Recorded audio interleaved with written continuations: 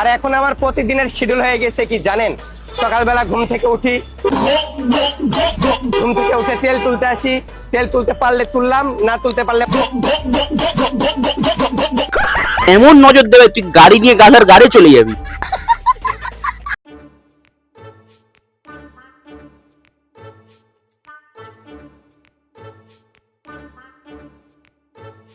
Hello subscriber, I hope তোমরা ভালো আছো, আমি আছি ভালো। আজকের ভিডিও শুরু করা যাক, চলো। ছোটবেলা থেকে একটা স্বপ্ন ছিল রোলেক্স ব্র্যান্ডের দামি একটা ঘড়ি কিনবো। সেই স্বপ্নটাই ফাইনালি আজকে পূরণ হলো। বেশ এইদিকে সে বাংলাদেশের লোকেরা খেতে পাচ্ছে না, এই চুদির ভাই রোলেক্স কিনছে।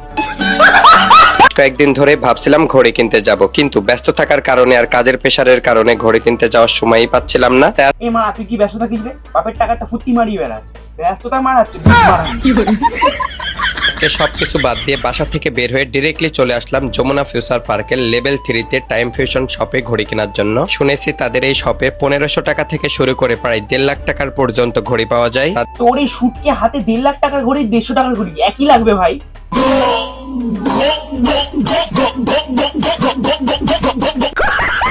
তাছাড়াও তাদের কাছে original and inspired version both type ঘড়ি আছে।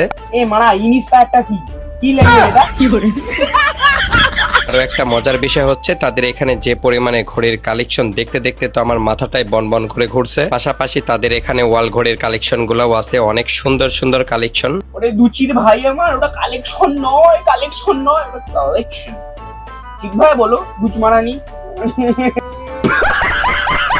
যে ঘড়িটাই পড়তেছিলাম সেই ঘড়িটাই ভালো লাগতেছিল। এরপর 1,18,000 টাকা দামের ঘড়ি দেখে তো মাথা নষ্ট হয়ে গেল, আবার ঘড়িটাও পছন্দ হয়ে গেল। তার ভিতর থেকে একটা ঘড়ি চুজ করে আমিও একটা রোলেক্স ব্র্যান্ডের ঘড়ি নিয়ে নিলাম, কিন্তু প্রাইসটা জানালাম না। আপনারাই বলেন আমি যে ঘড়িটা নিয়েছি এই ঘড়িটার প্রাইস কত হতে পারে। যাই হোক, আপনারা চাইলেও টাইম ফিউশন শপ থেকে ঘড়ি কিনতে পারেন। মাংমানির ভাই কিনতে গেছে না প্রমোশন করতে গেছে, দামটা বললো না, তার মানে ঘাপলা আছে দুচির ভাই।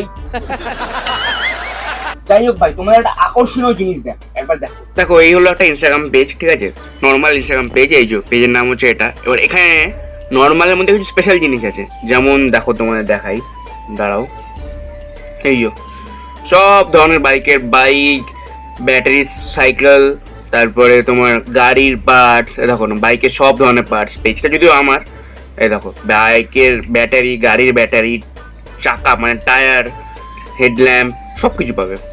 এই যে এমনকি অ্যাক্সেসরিজ যেগুলো দিয়ে কিট খুলতে হয় বাইকের, সেগুলো সব পাবে। দেখো ইন্ডিকেটর থেকে শুরু করে সব। আর ব্যাটারি সাইকেলের জিনিসও রাখছি আমি। এই যে ব্যাটারি সাইকেল জিনিসও আছে, এই যে সব ব্যাটারি সাইকেলের জিনিস। এই যে এটা হচ্ছে লুকিং গ্লাস থেকে শুরু করে মিরার সব আছে। এটা হচ্ছে ইঞ্জিন পার্টস, এফআই গাড়ির, এটা হচ্ছে সবই এফআই গাড়ি পার্টস। আর এটা হচ্ছে নর্মাল সব ইঞ্জিন পার্টস, সব গাড়ির ইঞ্জিন পার্টস। এই যে তারপরে এই যে এয়ার ফিল্টার, চেন ক্লিনার, এটা হচ্ছে ড্রাম ব্রেকের, এটা হচ্ছে সাইকেলের পার্টস দেখাচ্ছিলাম, এটা হচ্ছে হেডল্যাম্প, ব্যাটারি, তারপরে তোমার আরও আছে টায়ার, আরও অনেক কিছু আছে।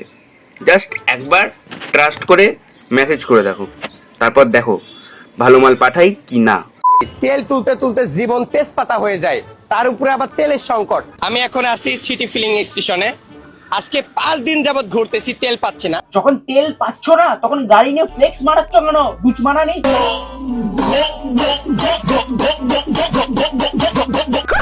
তেল দিচ্ছে বাট সিরিয়াল অনেক লম্বা, তাই এখান থেকে কারওয়ান বাজার পর্যন্ত চলে গেছে সিরিয়াল।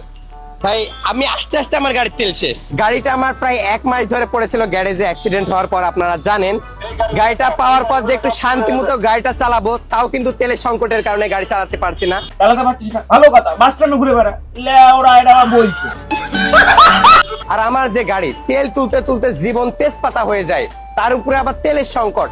এখন যাই তুলি টুকটাক একটু ঘোরাফেরা করি, এই আর কি। এভাবে চলতেছে আমার জীবন। আর এখন আমার প্রতিদিনের শিডিউল হয়ে গেছে কি জানেন? সকালবেলা ঘুম থেকে উঠে তেল তুলতে আসি, তেল তুলতে পারলে তুললাম, না তুলতে পারলে গাড়ির তেল তোলার জমানো টাকা দিয়ে রেস্টুরেন্টে এসে রাগের মাথায় ভরপুর খাওয়া দাওয়া করে সব টাকা শেষ করে ফেললাম। কেননা এখন এমন একটা সময় চলছে তেলের সংকট। রাক্ষস চোদা, ভুক্ষার চোদা, দেশের খাবার একাই খেয়ে নেবে। ড্যাশ মারানি, ড্যাশের ভাই।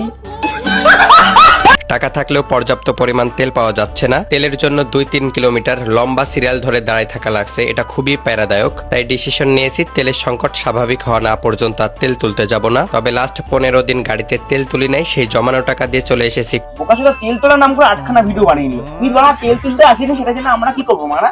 হ্যাঁ, তেলের জমানোর টাকা দিয়ে, মানে তেল না কেনার জমিয়ে টাকা দিয়ে আমার গিলতে এসছে দানব চোদা। কুডুস রেস্টুরেন্টে ভরপুর খাওয়া দাওয়া করার জন্য। এখন আপনারা হয়তো বলতে পারেন, ভাই কুডুসের তো অনেক ব্রাঞ্চ, আপনি কোন ব্রাঞ্চে গিয়েছিলেন? আসলে আমি গিয়েছিলাম কুডুসের বসুন্ধরা ব্রাঞ্চে, কারণ কুডুস রিসেন্টলি নিয়ে এসেছে ইউনিক টাইপের কিছু নিউ আইটেমের খাবার, সেগুলাই মূলত ট্রাই করার জন্য চলে আসলাম। দেন অর্ডার কনফার্ম করে পছন্দ মতো একটা জোনে বসলাম। তাদের এরকম আরো অনেক জোন আছে যারা খেতে পায় না, তারা আবার এমন নজর দেবে তুই গাড়ি নিয়ে গাধার গাড়ি চলে যাবি। কি কি খাবার অর্ডার করছিলাম সেটাই আপনাদের সাথে শেয়ার করি। একটা orange citrus juice, pink lady juice, mango cream soda, লেওড়া ক্রিম সোডাটা কোথায় পাওয়া যায়? Cold coffee, hot and crispy wings, chilli tenders, meat madness meat box, tandoori rice with tandoori drumstick, বোকাচোদাটা ড্রামস্টিক না ড্রামস্টিক বলে, মূর্খ।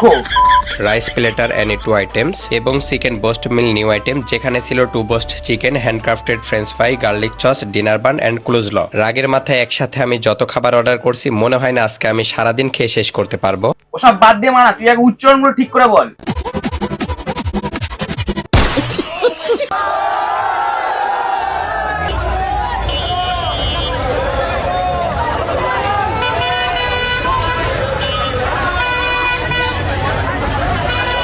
ইরি মারা, তো সেটা ভাঙা ফ্যান ফলোয়ার বাড়া, এসব বালচাল দেখিও ফ্যান ফলোইং তৈরি করা যায়।